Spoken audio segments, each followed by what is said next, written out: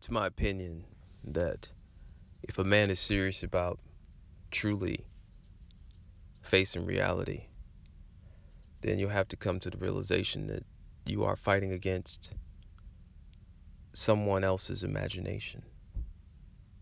And what I mean by that is the world that we live in, like right now, someone somewhere dreamed it up. Now you may be thinking, like, how can he say that? What kind of nonsense is this? But I mean, even in the book of remembrance, it says that, we're going to be fighting against principalities, spiritual wickedness in high places. And I mean, I want to talk about, the word principalities. Not it's a word that honestly it's not heard very often. I don't think I've ever heard anybody really kind of go into what principalities are, but it's in a state of being ruled by a prince, essentially, is what a principality is. So, according to the book of remembrance, if you're fighting against principalities, that means that you're fighting against a state of rulership, of darkness, of a dark prince. Sounds crazy, I know. But if we actually are serious about, looking out at this earth that we live on, and we're looking at it and we're being serious about what it is that we see, I think that it's obvious that, it truly is spiritual darkness, and truly principalities being ruled, over us. Because the way in which we're ruled is a way where what's attacked most is the mind. We're engaged in a way where you may not necessarily, like, your first move won't be to engage in direct battle, because you may not be being physically attacked. You're being mentally attacked. You're being spiritually attacked. You're being financially, economically, historically attacked in ways where we're not able to necessarily even realize that we're in a fight right away, which is a very malicious, no, malicious isn't the word. It's a very insidious way to attack someone. It's a way of attacking where it's so evil, it's so sneaky that you can't see it coming. Everything that I see is to, like, part a man from his resources, part you from your resources, part you from your logic. These chemicals that they're putting in the food and in the water dull your senses. Everything that we see on our phones, TVs, computer screens, I mean, look at what it does to you.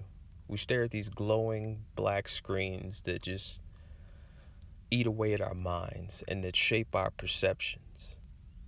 And how could you be aware of this and not be aware of the fact that it essentially is someone's imagination that we're fighting against?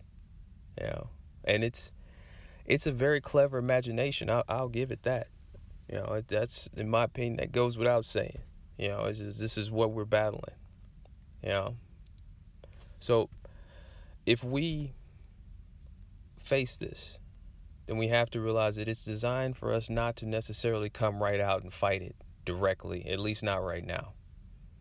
But it's also designed to keep us separate from one another.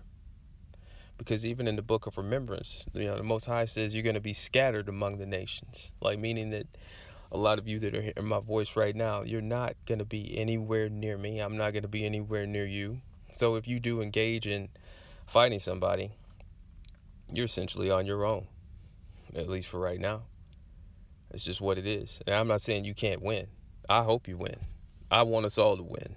But what I am saying is, if you're fighting against someone's imagination, and everything in their power is to keep you essentially from using your own imagination, which is why everything about this society is designed to make you fat, make you slow, make you make bad decisions that you destroy yourself, and to always make it where you do whatever you do alone. And I'm not saying you can't take something down by yourself, but it's obviously designed to keep us all separate. Individualism is what's being pushed. Identity politics, as they say. And we're getting a good look at it. But if we ever did team up, I think it's widely known the type of damage 3 minds, 4 minds, 5 minds, you do the math, can do. Because ultimately, in the end, we're fighting against one very sneaky and probably very old imagination.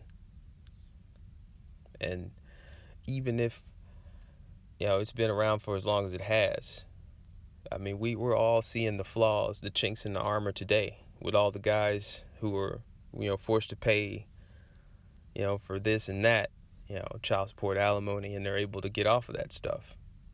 So the rules, it's all coming back around because, we weren't left unarmed. The truth is, I think that we were put on this journey so that we could all team up and we could eventually get together and we could all see what righteousness is, what it is to truly be right and just. But then that's just my opinion and me thinking positively about the damage that, a team could do in certain situations.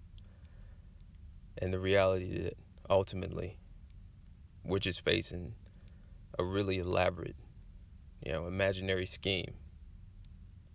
Peace.